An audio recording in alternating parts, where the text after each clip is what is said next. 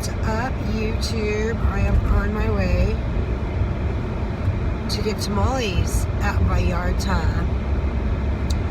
Then we are gonna demolish my kitchen tomorrow, so I have to go back in there today and pull everything out of all the cabinets so that we can put it in a new countertop. I finally got my husband to do the work, find the countertop. So he found this shop called Hartan Countertops in Hoima, actually, over on Osborne, and that's what we did yesterday.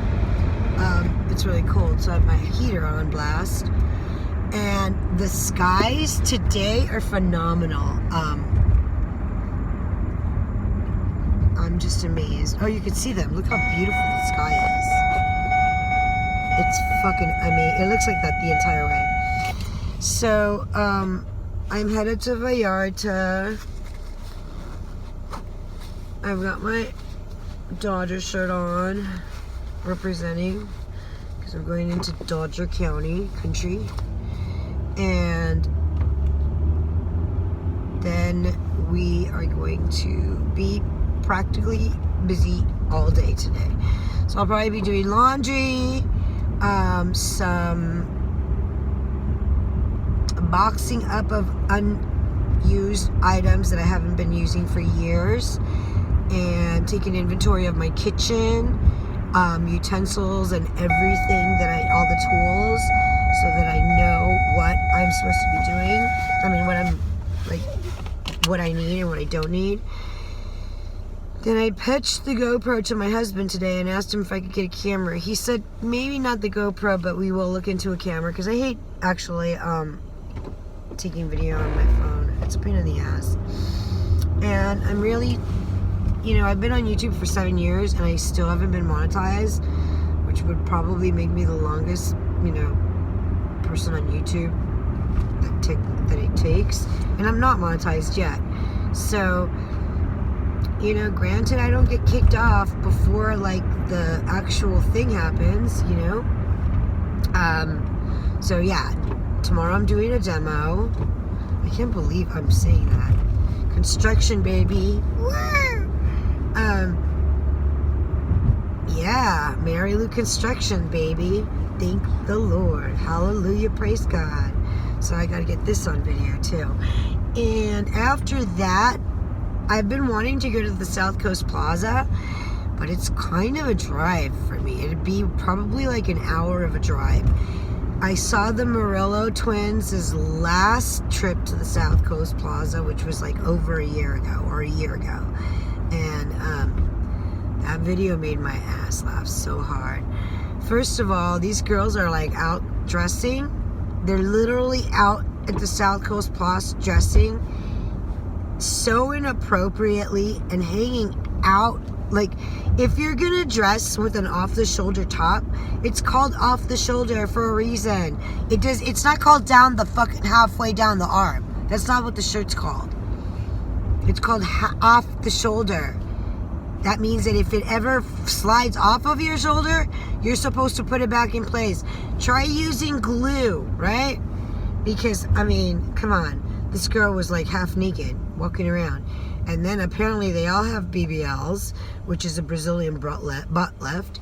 So I'm literally enthralled in their videos because they all have BBLs on, and obviously I want one, right? So the last time I wanted something was breast augmentation, and the reason I didn't get breast augmentation was because I did a story on silicone breast implants and leaky breasts, and I had one girlfriend whose actual name was Madonna, and that was her birth given name, and she told me some stuff that I felt really bad for, but it was common knowledge, and she knew. She's named in that lawsuit. And her baby, when she had silicone breast implants, and the story was called Silicone Breast Implants and Leaky Breasts, and she had given birth and the silicone had leaked into the child's bloodstream. So like, I know that they don't do silicone breast implants anymore, but they still do, which they're referred to as jelly. And that's the reason why I never got silicone breast implants. Because I thought that as I got older, well, honest to God, I thought that one day I would meet my husband who would give me another child at the appropriate age. And at the time that I had my son, I was only 16. So it wasn't like... When I told people that I had my son, that I was pregnant with my son, like, people fucking started crying. Like, it was bad. It was not good. Like, everybody, like, started crying. Everyone just, like, that was their first response, to cry. To this day, you know, of course, I take it personal, but, like, that's what their first response was, you know? What can I do? So, yeah, my actual, you know, what do they call those YouTube videos where it's like when you're reacting, right? A reaction video. My first reaction to seeing these girls in bubble BBLs, just taunting and flaunting them. Like,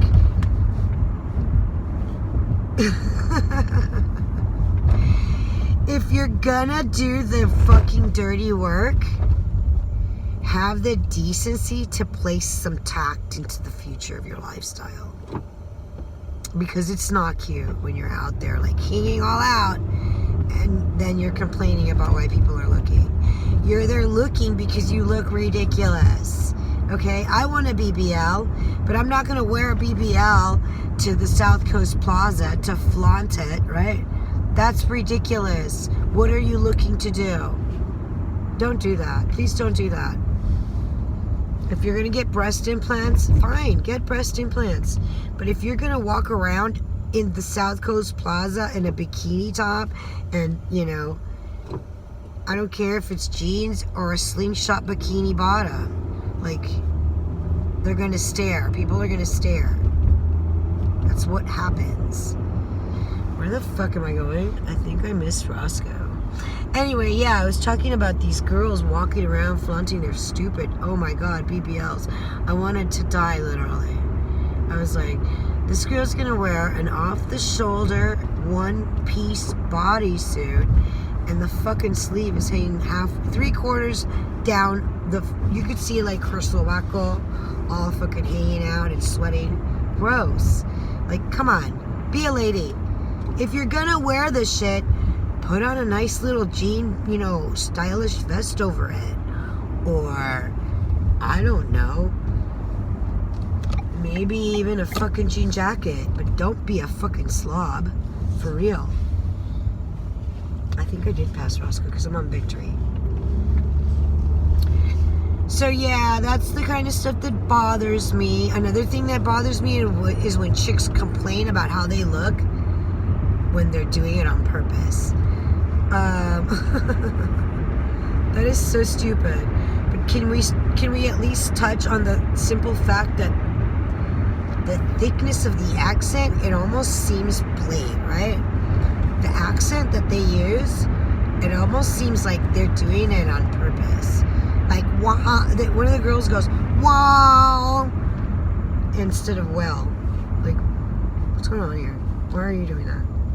Oh, this is Mason. I'll take Mason down.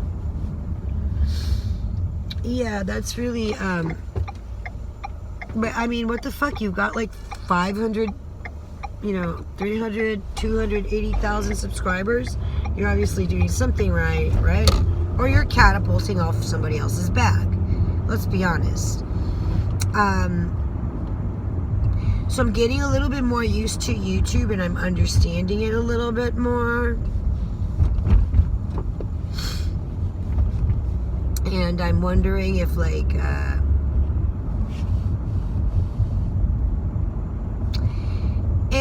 I got in the soup way too early and I should have waited and bided my time, right? But it's late for that. I don't know if you saw my last live. I went live because I was feeling really emotional about the holiday season, and I wanted to document it. And so I was literally listening to music, and the emotions just became so overwhelming that like I couldn't like hold back. And so I started crying again throughout it. And it's just, I thought about stopping it, but then I thought, no, I'm sure I'm not the only person in the world that feels this way. This is like, you know, so when people have multiple sclerosis, there's this thing that's called pseudobulbar effect. And it was the first thing that I identified as like a mishap in my like actual health. Like for some reason, that's when I learned that like, okay, something has got to be wrong with me, because like otherwise, you know, you don't cry at like the drop of a hat. Like that's just not something that happens. I used to watch commercials, you know, like the dog commercial with that one woman singing really sadly, and it would bring me to tears. And so like, I know that I'm depressed, but I also know that it could be a side of pseudobulbar effect, which affects people with traumatic brain injuries, right? So, and that's what I have. I have a traumatic brain injury. Trauma, right, is an injury to the brain, to the body, right? That's why we have trauma centers. So yeah, I'm feeling really like emotional, and that's why I've been getting up and getting out of the house lately. The other day I did a video on cutting my hair. She didn't cut it. She cut it, but I didn't video it. But like I didn't have the balls to do that, you know? So like now I have to work on the things that I'm actually still afraid of doing, right? Because that's how they conquer your fear, right? So that is the process there, you know, which I'm like tackling right now. And it, you know, it might seem off to you, you know, but this is what the coping mechanisms do. They make you, it's called avoidance therapy, right? So you don't, in order to therapeutically help yourself grieve, or through the grieving process of the complexity of it, you have to sometimes remove yourself from the actual thought, right? Because you're like trying to manipulate your psyche to unlearn the things that it's learned. And so it's a process. Tamales y champurrado. What the fuck? Oh my god. Okay, tamales and champurrado, and it's homemade. So let's pull over and go get it. And they're right on the fucking corner. Oops. Oh my god. Sorry. What the hell? Tamales and some... You know, I've never been one to be like those people, but should we do that? Is there a car in the process here? No. Is it safe? Is it safe? We're gonna find out. Maybe I should just buy the champurrado and one tamale and then go to Vallarta. Or maybe I should call my husband and ask him what he thinks I should do. Ooh, glass. Oh no. Ooh, shit. Almost hit that car due to avoiding the glass. What the fuck? That looks like a Porsche Carrera. Let's do... Oh, do I have cash? I don't have cash. Fuck. I gave my cash to the fucking hair lady. She's probably not gonna have a fucking ATM thing. Which means I have to go back to the ATM. Okay, so which means... Yeah, I don't have money. Oh, Mom. Damn it. Okay, I guess Vallarta it is. Talk about convenience. Yeah, so I was thinking about making my own tamales, but therein lies the grief, right? So, like, I'm Mexican. I don't really practice Mexican food cooking or cooking Mexican food because I'm not a practicing Mexican, I guess.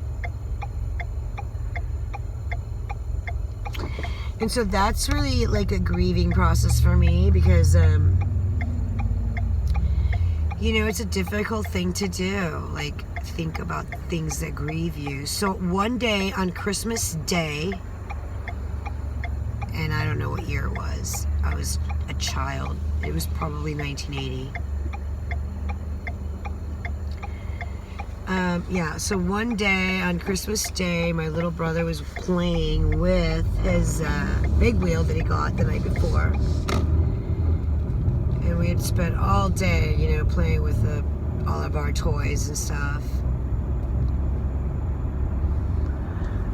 And so my brother was down the block with a couple of kids riding his big wheel, you know, and someone had pushed him into the street, I guess. I mean, I don't know. And they pushed him into a moving vehicle. The vehicle at the time had hydraulics on the front of it. So it was bumping, right? Like hopping and bumping. And so my brother was hit by a car on Christmas Day when he was 4 years old. So that was almost grief because we thought we were going to lose him, right? For 3 whole months, he was not home. There's a literal tractor in front of me. That is the wildest thing I've ever seen. Like literally a tractor, like in the middle of the street, like driving. So you know, that was your shot of a quick D.I.D, dissociative identity disorder, where I went from one place to another describing the tractor that I'm now facing. Because it's a mechanism, a defense mechanism. It's what we do. We therapy avoid all things, right? So right now I'm trying to get through the process of the tamale. I'm not avoiding the tamale anymore because obviously I just wanted to pull off to the side of the road at some random house that had tamales and champurrado for sale, right? So I'm not avoiding the tamale anymore because before that even, I was on my way to Vallarta to go get tamales, right? I forgot all about the champurrado. But that gives you an insight of what I'm dealing with in terms of grief, of complex grief. So no, my brother didn't die. My mom didn't die either in the 1979 accident that she had. But that's neither here nor there. In the years that have followed, and in the decades that have followed, I've lost quite a few people. And due to the complex situation with the pandemic that's ongoing, incidentally, I would like to remind everyone that the Omicron variant is 80% more contagious than the Delta, but the Delta is more deadly. So the Omicron variant is 80 times more contagious, but it's literally like the lesser of the two evils. So, you know, I mean, it is what it is. We're in a pandemic, you know. So the Christmas shopping hasn't kind of, you know, flown. To say that I was afraid to go Christmas shopping prior to 2020 pandemic, right, announcement, which happened, I think, maybe like a week after January the 27th, which was the day that China went on lockdown.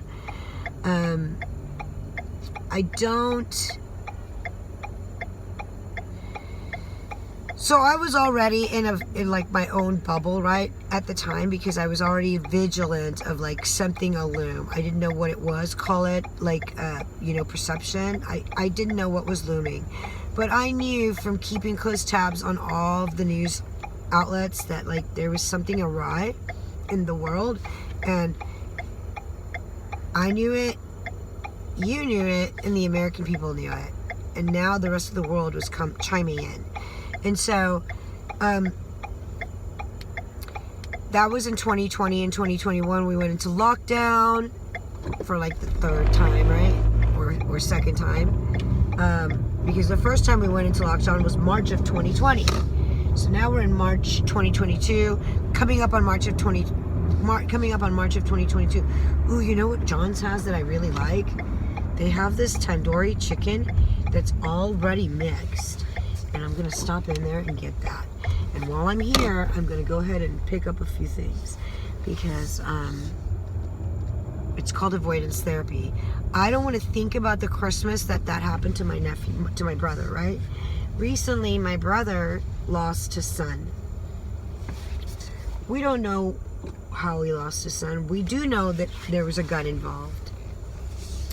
We also know that the gun that was involved belonged to him, the deceased, my nephew. And so, you know, I love my brother. I miss him tremendously. I think about him every single day.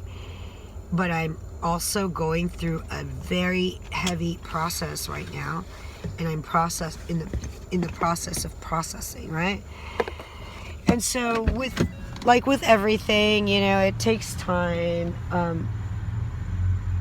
You know, I'm probably going to step out quite a few today because, you know, we're getting closer to Christmas. And so the culmination of that will be, you know, another part of that actual pressure that I'm feeling right now, right? And the pressure that I'm feeling is that trauma that keeps coming back that I keep having to re-experience. And so this is the problem, right? I talked about dissociative identity disorder, and I recently discovered a girl that was doing a site. She has this, okay, so she's a schizophrenic, and she has a YouTube channel about schizophrenia. Oh, can I have that? Sure. Thank you. Sure, ma'am. Go ahead. Thank you. Yeah. And so she had a guest star on her show, and she came on her show, and you know, the girl was a D.I.D. And I mean, she explained a lot of things like really in a way that I could understand it, right? So yeah, you guys. So I want to get the chicken, so I have to go in the back. Let's see what kind of produce they have. All right, turning around.